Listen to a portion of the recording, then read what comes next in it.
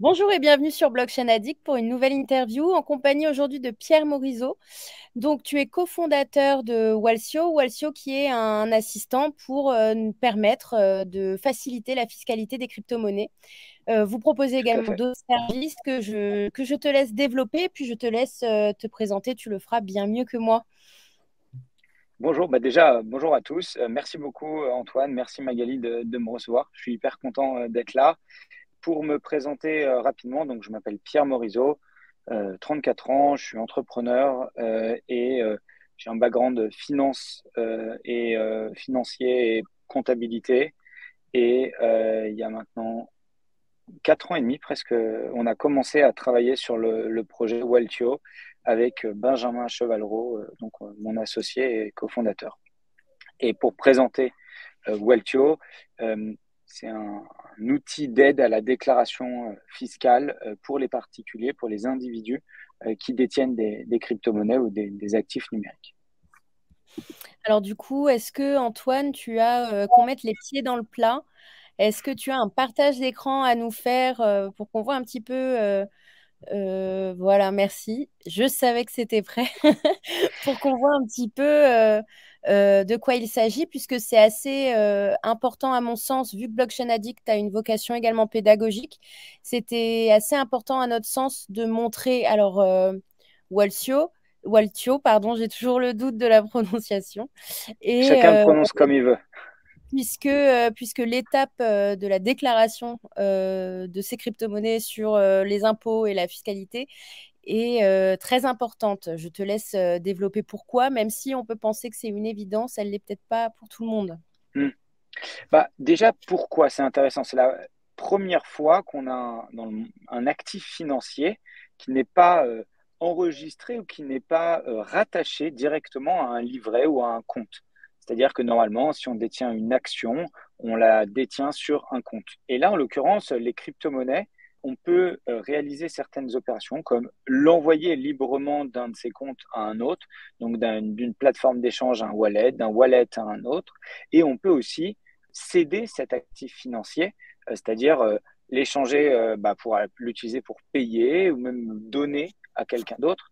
Or, si on détient une action, si on donc quelque chose qui est coté, enfin une action, un titre financier, c'est assez fastidieux de réaliser ces deux opérations. Et donc là, à partir de là, les régimes fiscaux de Mm. différents pays de l'OCDE, enfin de l'Europe, pas que la France, hein, ont mis en place des régimes fiscaux qui requièrent de suivre les opérations pour être capable d'identifier les opérations d'investissement en crypto-monnaie, les revenus passifs, les NFT et autres, pour être capable de faire tous les ans sa déclaration fiscale. C'est un petit peu comme la comptabilité d'une petite entreprise où on doit enregistrer tous les flux entrants et sortants pour être capable d'avoir sa liasse fiscale. Et donc, ça a créé ce nouveau métier de comptable de crypto-monnaie. Et nous, on s'est dit, c'est pas normal. Enfin, ça va être très chronophage et fastidieux si à chaque fois on doit avoir un être humain qui doit suivre les comptes un par un euh, pour tous les millions de Français qui détiennent des crypto-monnaies. Autant faire un logiciel facile d'utilisation et qui permet de le faire le plus rapidement possible. Donc voilà. Et vous avez, bonjour Pierre, et du coup vous avez Bonjour trois offres. Antoine. Est-ce que tu pourrais nous les décrire un petit peu? Je vais les mettre à l'écran, mais est-ce que tu pourrais nous décrire je vois que c'est par rapport au nombre de transactions. On peut essayer aussi, je crois, gratuitement, mais est-ce que tu peux nous parler, nous faire deux phrases sur les trois offres, en tout cas, que je vais présenter? Alors, déjà, faut comprendre les SaaS, donc les logiciels en libre accès qui sont en abonnement. Très souvent, les offres et les prix et autres évoluent d'une année à l'autre. Aujourd'hui, on a, nous, notre vocation, c'est notre outil, il peut toucher des millions de personnes. Et donc, on a à l'heure actuelle un accès qui est gratuit pour ceux qui ont très peu de transactions et des patrimoines en crypto qui sont euh, plutôt faible ou en tout cas pas critique. Et après, on a une première abonnement qui permet d'avoir jusqu'à 10 000 transactions, qui permet en fait de faire son calcul, sa déclaration fiscale, qui est à 179 Mm. euros par an. qui permet aussi de générer, par exemple, un grand livre qui est un super document à avoir en cas de contrôle fiscal. Et enfin, on a toute une troisième offre qui est plus des offres sur mesure, donc des personnes qui ont des plus gros patrimoine ou qui réalisent des opérations au-dessus de 10 000 transactions par an, donc c'est relativement fréquent, qui ont beaucoup de lignes de revenus passifs et ainsi de suite. Et du coup, pour le moment, pardon, vous faites que les investisseurs particuliers? C'est ça. On a fait des entreprises, on a eu un moment et on a fermé le produit. Donc la création, génération des écritures comptables. Pour être très honnête, en tout cas, l'année prochaine, ce sera encore uniquement des particuliers. Peut-être qu'un jour, on retravaillera là-dessus.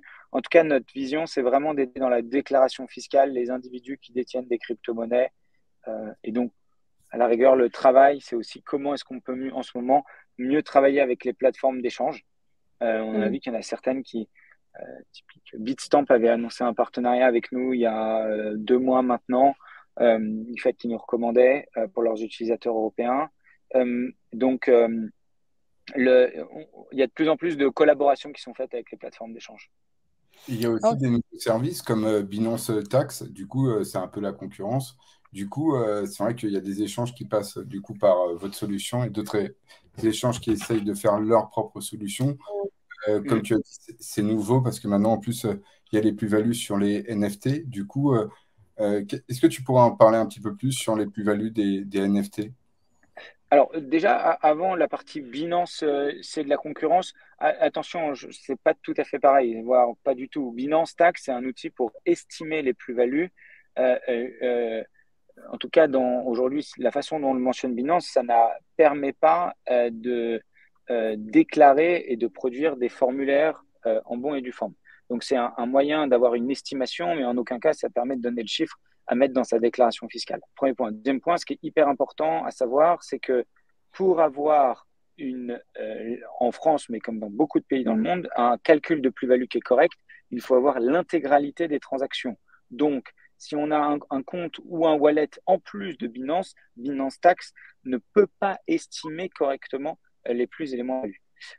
Donc, pour moi, il y a encore un écart. Par contre, je suis d'accord, il y a des plateformes d'échange qui essayent d'avancer et de redévelopper ce qu'on a développé. Et peut-être que Binance est dans cette direction. Et puis, il y en a d'autres qui se disent, en fait, c'est peut-être plus malin de travailler avec quelqu'un qui est déjà un spécialiste, qui connaît le droit fiscal local, qui connaît les particularités, pour rentrer, si vous voulez, dans des sujets très, très techniques de comment fonctionne le cashback et l'évolution qu'on a pu avoir récemment, enfin, il y a un an dessus. Par exemple, il y en a plein d'autres qui, souvent, dans ce cas-là, sont erronés sur des outils qui essayent de couvrir plusieurs pays dans le monde en même temps. Pour revenir sur la question, c'était NFT. Quelle est la fiscalité des NFT? Super question, elle est très intéressante. Aujourd'hui, alors pour connaître un régime fiscal, déjà, il faut connaître comment est défini dans les textes de loi le mot, tout simplement. Et donc, la première chose d'ailleurs qu'on a faite, quand il y a eu ce régime fiscal pour les crypto-monnaies, le premier chose à faire, c'est quoi? C'est mettre en place une définition de crypto-monnaie. En l'occurrence, c'est actifs numériques. Et dans cette définition des actifs numériques, il y a un doute quant au fait que les NFT soient des actifs numériques. Donc, aujourd'hui, les NFT ne sont pas définis dans les textes de loi en France. Donc, à partir de là, il y a un flou juridique, il y a une incertitude juridique qui est complète. Concrètement, et ça pourrait être un bien meuble, ça pourrait être le régime des plus-values en actifs numériques, ça pourrait être le régime des œuvres d'art, ça pourrait être plein de régimes fiscaux différents. Nous, il y a 3 ans, j'avais recommandé à au président de la commission des finances, c'était intéressant à l'époque, c'était Eric Woerth, de se dire, réfléchissez surtout au sous-jacent, c'est-à-dire que les NFT, c'est plein de choses complètement différentes, comme si vous vous dites un petit peu l'imposition de tel, je sais pas, la pierre, l'immobilier, mais du papier, ou du papier, mais pour des œuvres d'art, regardez un peu ce papier ou là où ce NFT, à quoi il correspond, et en fonction de ça, on pourra mettre en place une catégorie d'imposition. Et au lieu d'essayer de se dire, on va réglementer les NFT et faire une imposition qui est unique, alors qu'en fait, les NFT, c'est des droits qui sont différents, c'est des titres qui n'ont rien à voir les uns les autres. C'est intéressant parce que l'inspection générale des finances, qui est une deux grands organes nationaux avec la Cour des comptes qui produit des rapports et qui aide le gouvernement, mais aussi les députés et parlementaires à proposer des lois, on a vu que eux, c'était aussi la recommandation qu'ils avaient suivie. Donc aujourd'hui, pour répondre à ta question, il n'y a pas de régime fiscal qui est défini. On a vu que l'inspection générale des finances, donc c'est-à-dire qu'un haut, les hauts fonctionnaires d'État s'étaient positionnés, enfin, avaient essayé de fournir un début de travail sur le sujet. On manque de clarté. Voilà. En conclusion, toute personne qui a généré des revenus en NFT qui commence à être une somme, je l'encourage à consulter un avocat fiscaliste spécialisé dans les cryptos, vraiment j'insiste, spécialisé dans les cryptos, qui a eu l'expérience de traiter ces différents cas pour justement l'accompagner. Je pense qu'une consultation d'une demi-heure ou d'une heure peut amplement aider. Oui, et désolé, c'était une longue réponse, hein, mais... Tu as raison de dire que c'est super intéressant et ce flou juridique, il est d'autant plus entretenu que autour de toute l'actualité qu'il y a eu avec la fameuse loi influenceur, ils n'ont pas dénoué le statut des NFT puisque il me semble que les médias crypto, par exemple, peuvent encore parler de n'importe quel NFT de la même manière, contrairement aux exchanges, etc., où on sait qu'il faut qu'ils aient l'enregistrement PSAN. Donc du coup, je trouve que c'est super intéressant parce qu'en fait, c'est super intéressant et malheureux à la fois, puisqu'on est en train un peu de creuser on enfonce un peu le marteau, ou le clou plutôt. Je pense que oui, non, c'est ça, exactement. On avance sur certains sujets, mais le sujet du NFT reste toujours en veille. Je pense que c'est un vrai travail de fond et qu'en fait, c'est pas juste une mission parlementaire ou juste un rapport qui doit être fait pour les NFT. Il y a un vrai travail de comment est-ce qu'on met en place une réglementation qui favorise l'adoption. Parce qu'on a des belles sociétés en France que ce soit de NFT, mais autour des actifs numériques. Donc, il y a vraiment on va dire, cet intérêt, cette veille sur le sujet. Et il faudrait qu'on ait un peu plus, on va dire, de ressources, d'énergie de la part des ministères pour définir ça.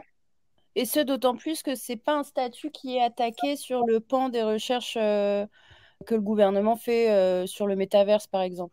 On aurait pu penser qu'ils allaient y parler dans ce travail-là, mais après, pour le moment, ça n'apparaît pas non plus.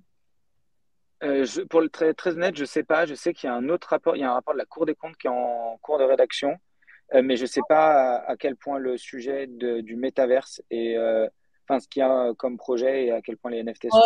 C'est une petite parenthèse. Du coup, il y a une commission gouvernementale qui a eu lieu au mois de janvier.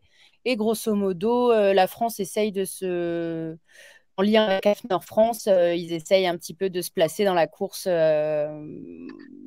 métaverse. Est-ce qu'ils ont trouvé la bonne course? Ça, c'est une autre question. Et du coup, pour revenir au fil de l'interview, comment tu en es venu à la co-création de Walsio et à cette idée de créer une société qui aide les particuliers, surtout qu'en ce moment, je trouve que les services ont tendance à se tourner vers les professionnels plutôt que vers les particuliers. Donc, c'est super bien pour eux. Comment ça nous est venu? Moi, j'habitais aux États-Unis en 2017 et j'avais des actifs numériques. J'étais dans la Silicon Valley, en Californie. Donc, c'était assez l'euphorie sur les cryptos à ce moment-là. Et après, en rentrant en France, j'ai voulu faire ma déclaration fiscale et j'ai vu la complexité des choses. Et en fait, à force à travailler, à en parler avec les personnes qui avaient le même problème, c'est comme ça que j'ai rapidement rencontré Benjamin, Ben, et qu'on a ensemble commencé à développer une bêta, puis après une vraie version d'application. Et vous avez combien de clients maintenant à peu près? Aujourd'hui, c'est plus de 7000 clients payants et il y a un peu plus de 50 000 personnes en tout qui ont utilisé Waltio. Et je voudrais savoir, moi, par rapport à une personne qui n'y connaît rien, qui n'a rien fait du tout, qui nous écoute, du coup, et que ça fait plusieurs années qu'il ne s'occupe de rien. Du coup, qu'est-ce qu'il peut faire? Comment ça se passe? Est-ce que vous allez lui coûter, je ne sais plus la somme exacte, mais est-ce que vous allez lui facturer chaque année de retard? Voilà. En réalité, comment ça se passe? Hum. Super question. En fait, donc quelqu'un qu'on va dire a investi il y a 3 ans et n'a pas vendu, ou si tu as vendu mais n'a rien fait, qu'est-ce qui se passe? Bah, concrètement, il va falloir connecter ses comptes à Waltio, donc son Ledger ou son, je sais pas, son wallet Ether, euh, ses comptes de plateformes d'échange françaises ou étrangères. Et Waltio, en fait, va se charger d'aller lire et récupérer ces informations. Alors, récupérer au sens uniquement les lire, on n'a que des accès de lecture d'API. Et nous, on va lire toutes ces données, on va les valoriser, on va les rapprocher entre elles, c'est-à-dire un retrait, par exemple, de mon compte Kraken que j'ai envoyé vers mon Ledger, on va matcher le retrait et le deposit, et on va utiliser l'information que nous fournit la plateforme d'échange. Par exemple, vous avez un compte, je ne sais pas, chez Meria, et vous avez des revenus passifs de stacking. Et ben, on va identifier ces revenus et on va enregistrer l'impact fiscal correctement de ces revenus. Ou si c'est un paiement qui est réalisé aussi, on va automatiquement enregistrer ces paiements. Et donc, en lisant ces opérations, on va être capable de les analyser, de les valoriser. Et là, on va fournir l'alias fiscal et en disant, bah, écoutez, regardez, voilà les chiffres à déclarer pour vos ventes imposables, ou vous n'en avez pas eu, ce qui peut être aussi le cas. Mais voilà, en tout cas, votre compte est propre. Quelqu'un qui n'a pas fait, qui n'a pas utilisé Waltio les dernières années, nous, il n'y a pas de rattrapage sur les années précédentes. C'est peut-être un jour quelque chose qu'on mettra en place, parce que je pense que c'est une bonne chose de suivre ses comptes tous les ans. Mais à l'heure actuelle, il n'y a pas de. Donc, par Donc, exemple, si quelqu'un, on va voilà, dire, c'est un réalise exemple. 1000 Voilà. Ah oui, un exemple? Oui, si possible. Non, mais sur Pardon. quelques années, en gros, quelqu'un qui a vendu, qui fait quelques opérations, mais qui ne s'est pas mis à jour fiscalement, du coup, s'il passe par vous, à combien il va s'attendre de payer? Donc, du coup, j'ai entendu, du coup, ce sera qu'un paiement. Et après, du coup, il peut rentrer dans les règles au niveau C'est de. ça. Oh, Mais d'accord, donc, ok. dans les faits, quelqu'un qui a réalisé 5 opérations, alors j'entends bien 5 lignes, et très souvent, on a réalisé plus d'opérations qu'on croit. Mais à l'heure actuelle, quelqu'un qui a réalisé 5 opérations pendant 3 ans, donc qui a 15 opérations, ne payera pas l'utilisation de Waltio, parce que ce sera moins de 15 transactions. Par contre, quelqu'un qui en a réalisé, on va dire, 100 opérations par an pendant 3 ans devra payer 179 euros cette année. Voilà, je vous le dis à cette date-là, et peut-être qu'un jour, ça changera, parce que notre vocation, c'est d'avoir un outil qui est facilement utilisable et qu'on a envie d'utiliser bah, pour avoir sa déclaration fiscale qui est propre, et même tous les ans faire un point dans son portefeuille. Donc, c'est aussi quelque chose qui pourrait peut-être évoluer à l'avenir. Du coup, le trafic s'accélère. Du coup, quand on arrive dans la période de l'imposition, je suppose que le trafic augmente d'un coup Oui, sur le réseau. Ok, d'accord. ça augmente progressivement à partir de novembre. Et en le mois de janvier, et évidemment, avril-mai, c'est le pic. Comme un métier de fiscaliste ou d'expert comptable. D'accord. Vous avez des avocats, du coup, dans la société? Alors, Vous on avez... a des juristes. Ouais, on en a plusieurs. Donc, on travaille avec alors, on a beaucoup de clients qui sont des cabinets d'avocats qui utilisent notre solution, des experts comptables pour leur cabinet. Et on a aussi un cabinet partenaire et chez qui on est client, qui est Orwell Avocat, qui est le cabinet de la société, qui est aussi spécialisé dans les enjeux juridiques et fiscaux des crypto-monnaies. Et on a des juristes en interne, donc des personnes qui sont spécialisées dans la fiscalité des crypto-monnaies. Et pour tous ceux qui ont perdu des fonds sur FTX, comment ça se Mhm. passe? Enfin, quelles recommandations vous pouvez faire par rapport à la déclaration? Alors, il y a deux façons de. Alors, la vraie question, elle est de se dire, est-ce qu'on a perdu de l'argent sur FTX à l'heure actuelle? Dans les faits, tout le monde, enfin, dans le langage courant, on dirait oui, on a perdu des fonds. Mais le jugement n'a pas été rendu sur la société. C'est-à-dire que peut-être qu'une partie de ces fonds sera récupérée.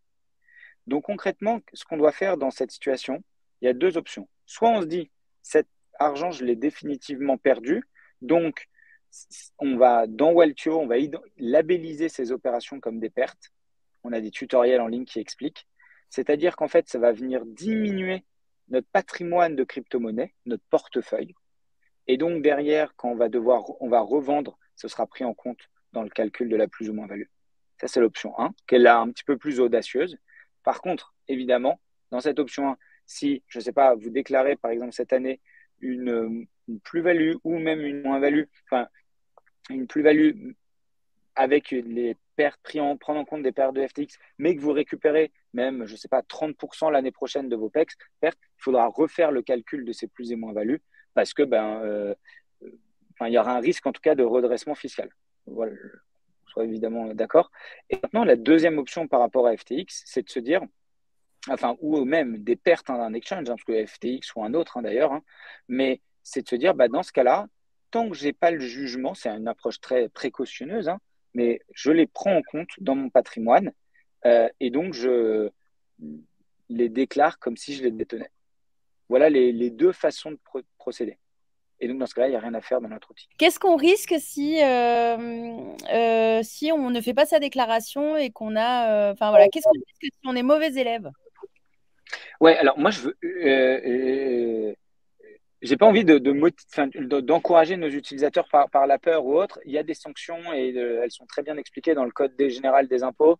Donc concrètement, il y a des sanctions en cas de non-déclaration de revenus. Parce que là, on n'en a pas beaucoup parlé, mais il y a deux types de déclarations. Il y a la déclaration des gains, donc liée aux cessions imposables, donc déclarer qu'on a réalisé des opérations imposables.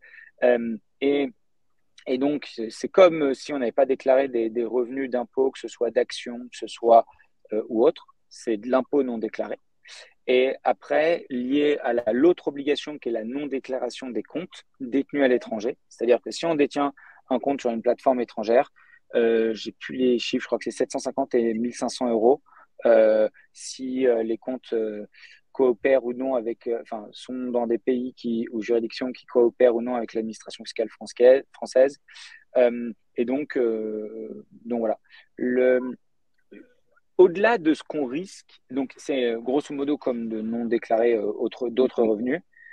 Au-delà de ça, on risque aussi quelque chose d'autre qui est souvent peu mis en avant, mais qui moi me semble vraiment important, c'est qu'on rentre mine de rien dans le radar des finances publiques et de Bercy, comme quelqu'un qui a déjà fraudé une fois. Donc on a concrètement, ça veut dire qu'on va être beaucoup plus embêté et avoir beaucoup plus de questions dans ses prochaines déclarations et à l'avenir et pendant un certain temps.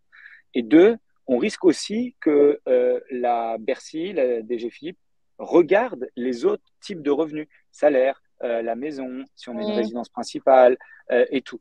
Donc, on risque, au-delà du risque financier, d'ouvrir la on boîte de risque Pandore. aussi, voilà, exactement, tout à fait, d'être assujetti à un contrôle plus poussé sur ses activités.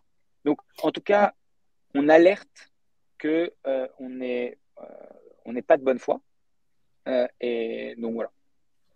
Et vous faites aussi la défi, du coup, c'est quand on a des wallets ERC20, du coup, on les déclare pareil qu'un échange, et sur Walkio, ça marche pareil. On vous envoie une adresse, quand tu disais Alors, Ledger. aujourd'hui, on prend en compte un certain nombre de wallets en finance décentralisée, défi, oui. De plus en plus, on travaille en ce moment sur une fonctionnalité beaucoup plus avancée sur directement enregistrer les prix des LP tokens.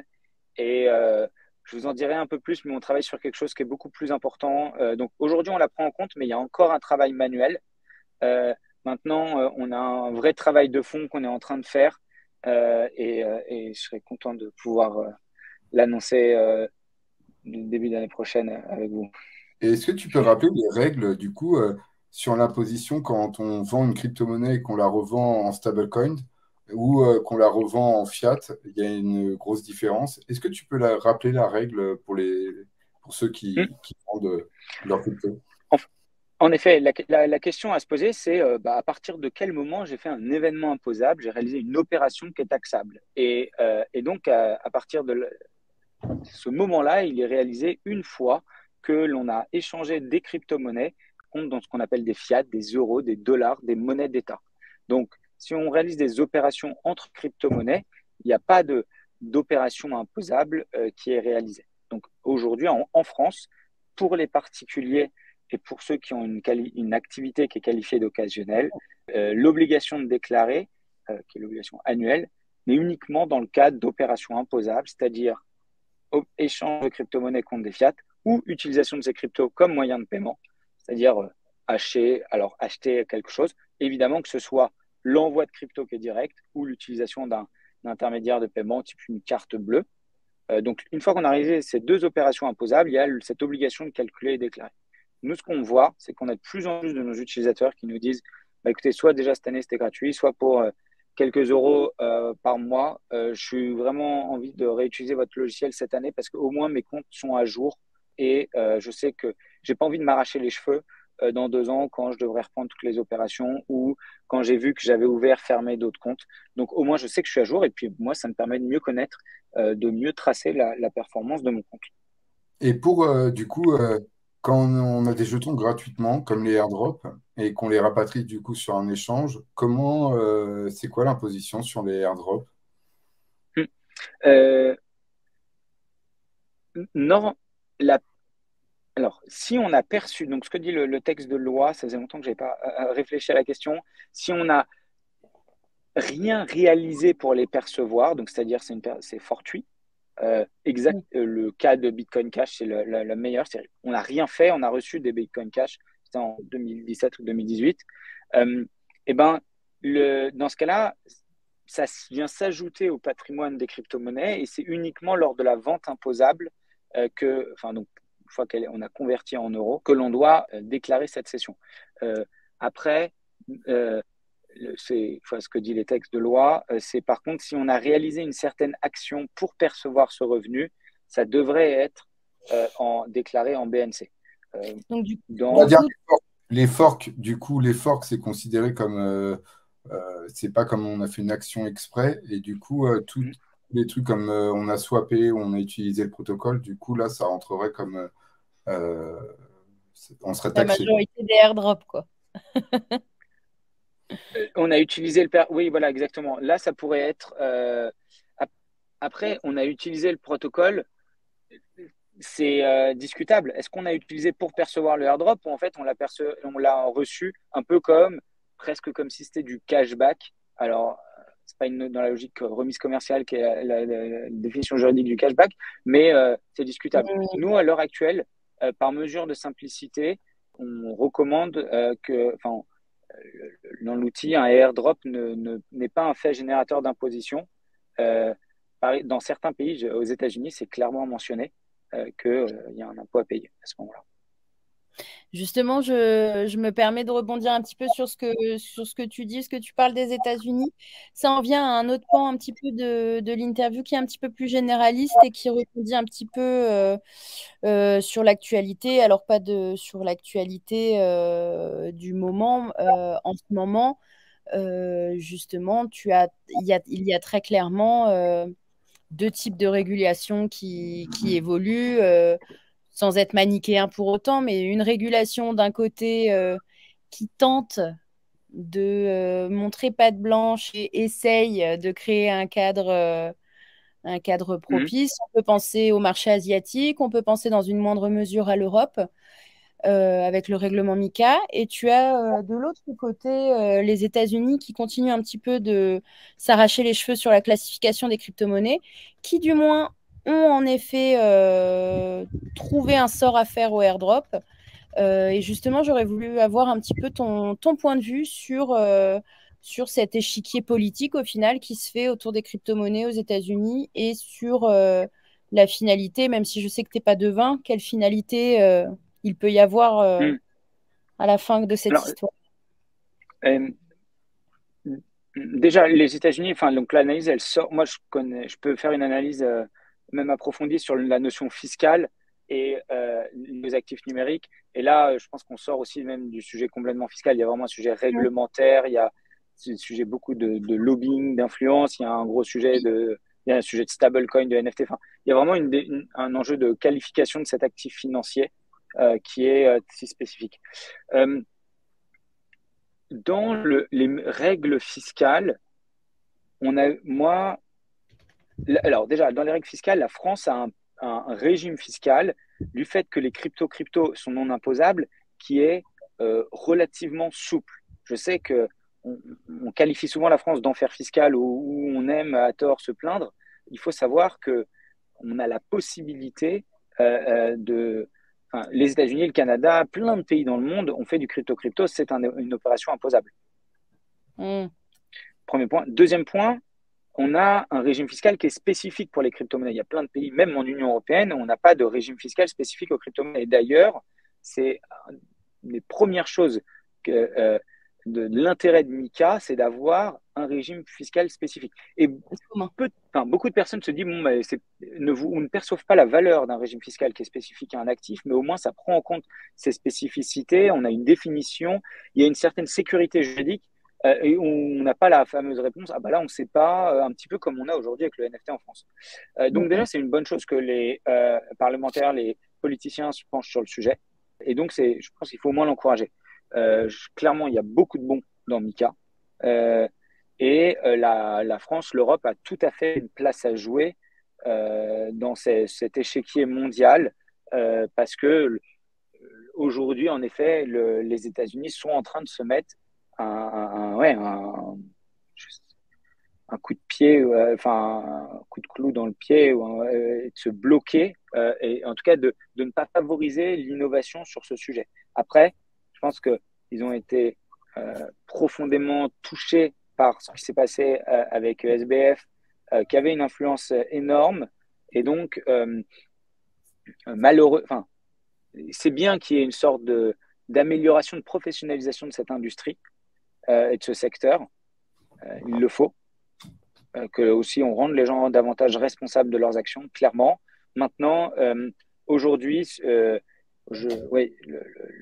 les États-Unis pourraient, on va dire, proposer quand même des mesures incitatives pour continuer à attirer les talents, comme ils l'ont très bien fait en Californie, en Silicon Valley, où ils arrivaient à attirer les investisseurs, les étrangers, les très bons informaticiens, ingénieurs. Donc, pour le coup, quelle est je ne sais pas à quel point les gens vont évoluer vers quel endroit géographique, quelle région.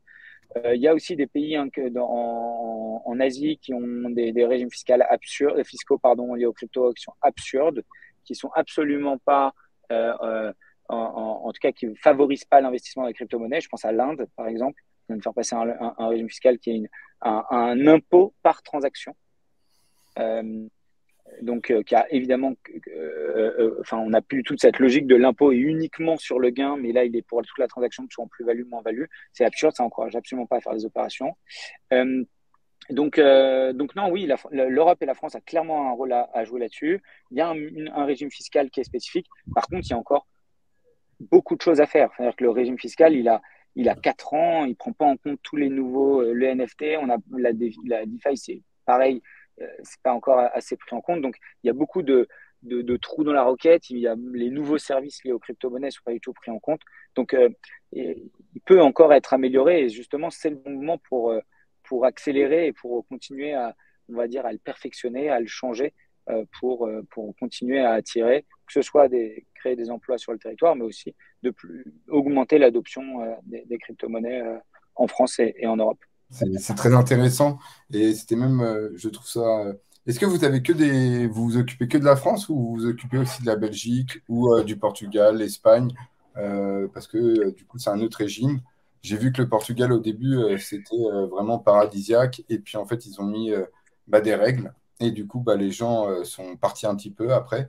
Du coup, qui sont vos clients? Où est-ce qu'ils sont situés?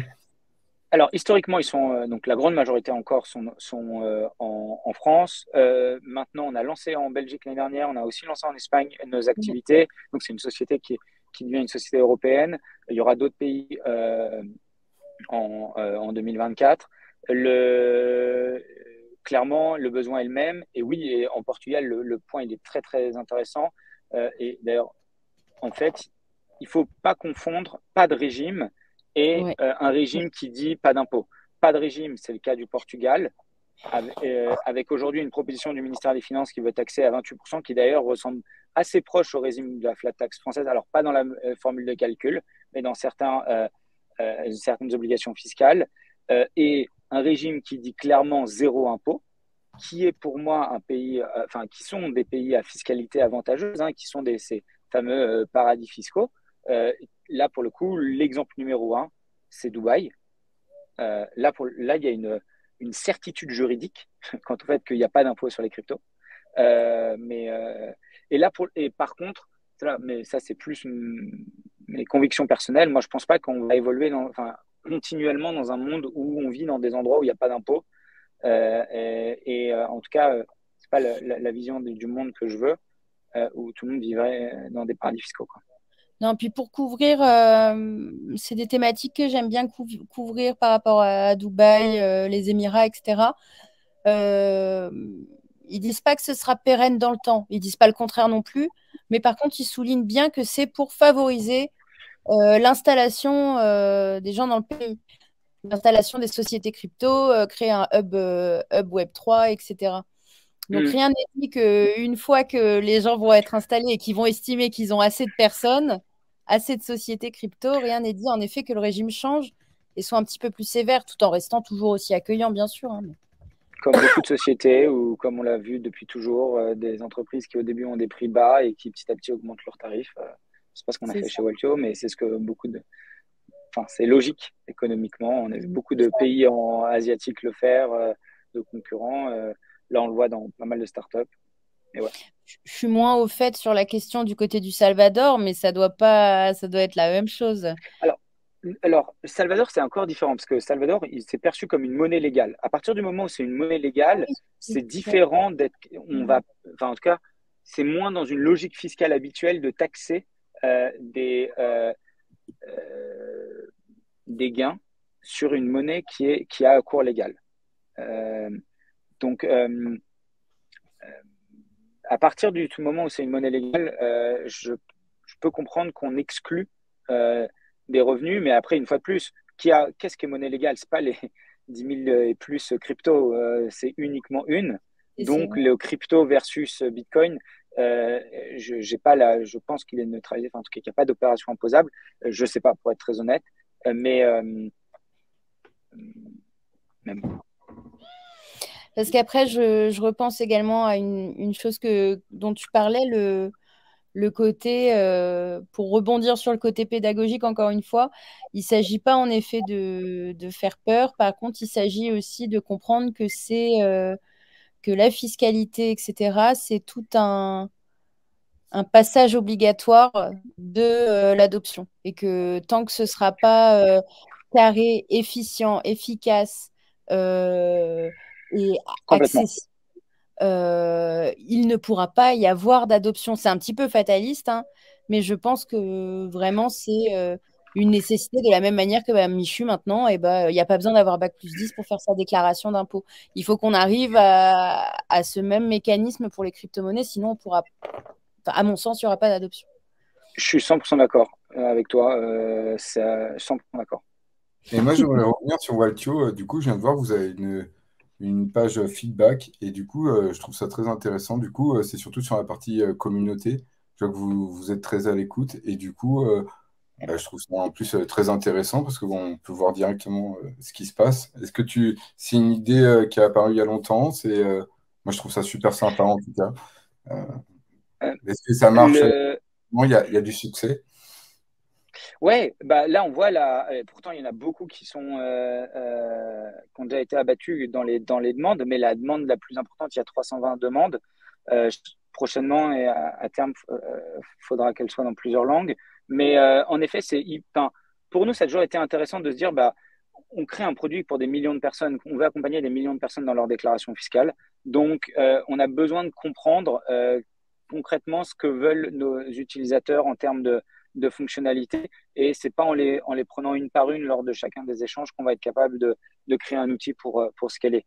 Euh, ça nous aide à ça nous aide à plein de choses. Ça nous aide à identifier des anomalies, ça nous aide à comprendre aussi la vision, les ambitions de nos utilisateurs, quelles sont les plateformes les plus demandées. C'est pas forcément les clients ou les utilisateurs qui font le plus de bruit, qui en fait demandent les choses les plus importantes. Oui, oui, ça nous aide énormément. C'est une façon d'interagir avec notre communauté de façon un peu plus structurée et plus précise sur les différents sujets. Ah, c'est génial. J'apprécie vraiment ce genre d'initiative. C'est top. Et pour être honnête, au tout début, c'est un peu audacieux de se dire bah, tout le monde va voir publiquement ce sur quoi on travaille. Mais en Oui, fait, euh, on s'est dit bah, c'est un peu notre secret de se dire sur quoi on travaille. Mais aujourd'hui, c'est quelque chose qui est plus courant. Et moi, d'ailleurs, je vais être honnête, hein, maintenant et dans les prochaines années, toutes les entreprises, même les plus grandes, qui ont des applications, alors évidemment en termes consumer, hein, donc pour des particuliers, se doivent, je trouve, demander publiquement bah, ce que veulent leurs utilisateurs. Enfin, je pense que c'est une bonne pratique. Ouais. tout à fait d'accord. Et sinon, en tout cas, c'est passionnant et j'apprécie vraiment. Et du coup, quel crypto te Merci. passionne aussi du côté, quel crypto regardes-tu ou en tout cas gardes-tu enfin, où tu y crois à Mm, partir, on va dire, allez, trois cryptos ou quatre, hein, allez, mais quelques mm, cryptos que tu demanderais à une personne bah, de s'éduquer dessus et de lire le white paper en tout cas. mm. Alors, pour le coup, je suis vraiment pas la meilleure personne et c'est surtout ce que j'aime dans la boîte, c'est qu'il y a vraiment des points de vue complètement différents là-dessus. Il y en a qui sont des fans de NFT, d'autres des grands des gens de DeFi. Je fais peut-être partie des plus maximalistes de l'équipe, mais le, alors sur Bitcoin, il y a enfin, le document qui m'a vraiment converti et je sais que sûrement beaucoup de personnes ne seront pas d'accord avec moi, mais en lisant le white paper, j'ai trouvé ça absolument génial. Mais je dois avouer, alors peut-être que non, c'était même pas une notion de langage, enfin de langue. C'est en lisant Bitcoin Totem et Tabou de Yorick de Montbine et Gonzague Grandval que pour moi, j'ai vraiment compris l'enjeu économique. C'est un bouquin qui est sorti il est public, hein, il a été diffusé par l'Institut Sapiens de mémoire. Il fait 70 pages. Je crois qu'il a été sorti en début 2018 ou ouais, quelque chose comme ça, ou 2017. Il est absolument passionnant et le, enfin, je suis beaucoup plus intéressé sur l'enjeu économique moi, de Bitcoin que d'autres coins. Oui, j'ai suivi des projets. Je ne cache pas que le suivi de Welcho prend quand même pas mal d'énergie. Donc, ouais, pour moi, pour le coup, évidemment, tout ce qui est ZK, c'est ultra important à comprendre. Il y a un nombre de possibilités là-dessus qui est. Ouais, c'est ce que je revenais, je trouve que c'est une nouvelle technologie qu'on peut, autre que la blockchain, moi j'ai été passionné par la blockchain, mais je trouve que c'est quelque chose, les ZKP, qu'on peut implémenter sur la blockchain et ça peut être très très utile si on arrive à vraiment que ça matche au niveau des transactions, au niveau de la rapidité. Je trouve que ça peut être vraiment une nouvelle technologie qu'on implémente sur cette technologie de la blockchain. Et j'ai hâte de Mhm. voir les utilités qu'on peut proposer et voir ouais, comment on peut faire mumuse avec ce genre de technologie. Mais j'avoue que c'est un nouveau truc qui va me prendre du temps, je pense, plus tard, parce que ça émerge de tous les côtés et on attend de voir qu'est-ce que ça peut donner sur une blockchain. Pour l'instant, on attend de voir. Carrément. Et je pense que c'est un sujet où, enfin, faut pas hésiter à écouter un certain nombre de podcasts, se documenter en français, en anglais, et parce que pour le coup, c'est vraiment complet. En fait, c'est tellement tôt que le potentiel a tellement de cas d'usage derrière élevé que euh, c'est intéressant de comprendre cette base. Et aujourd'hui, enfin, un peu pour conclure sur le sujet, enfin, peu de personnes, alors dans le monde des crypto-monnaies plus, hein, mais de façon générale, tout le monde utilise Internet, mais peu de personnes comprennent le protocole TCP/IP ou même SMTP. Donc, autant profiter d'être aussitôt dans le sujet pour essayer de comprendre de façon un petit peu plus technique, mais un peu plus profonde, les fonctionnements des protocoles. Bah, très sympa. Bah, moi, c'est tout bon pour moi, mais merci en tout cas, Pierre, d'avoir répondu à mes questions. C'était génial. Bah écoutez, merci beaucoup pour votre accueil, avec grand plaisir. Voilà, dans un Ah, an, on se retrouve et puis on refait le point sur ça. Mais en tout cas, très joli produit. Et puis, on invite les personnes à regarder dans les liens qu'on mettra en description, qu'ils aillent faire un tour et qu'ils essaient gratuitement, en tout cas, l'application. Peut-être une dernière chose enfin, déjà, merci encore pour l'accueil, mais on a un certain nombre de guides fiscaux qui permettent de répondre à beaucoup de questions. Donc, pour ceux qui ont envie, qui ont des questions, alors évidemment pas trop spécifiques, mais de façon générale, on y répond. Ces guides sont gratuits, vous pouvez les télécharger et normalement, vous trouverez beaucoup d'informations rédigées par nos juristes en partenariat avec notre cabinet d'avocats dans toutes les langues en fonction des différents pays dans lesquels on est. Ça peut normalement vous aider pas mal de personnes. Oui, au lieu de vous poser la question directement, se renseigner un tout petit peu avant sur le site, parce que parfois j'ai vu dans les FAQ, vous mettez déjà des réponses à pas mal de questions. Donc c'est vrai que c'est pratique. Eh ben, merci beaucoup, Pierre. Merci aussi à vous deux.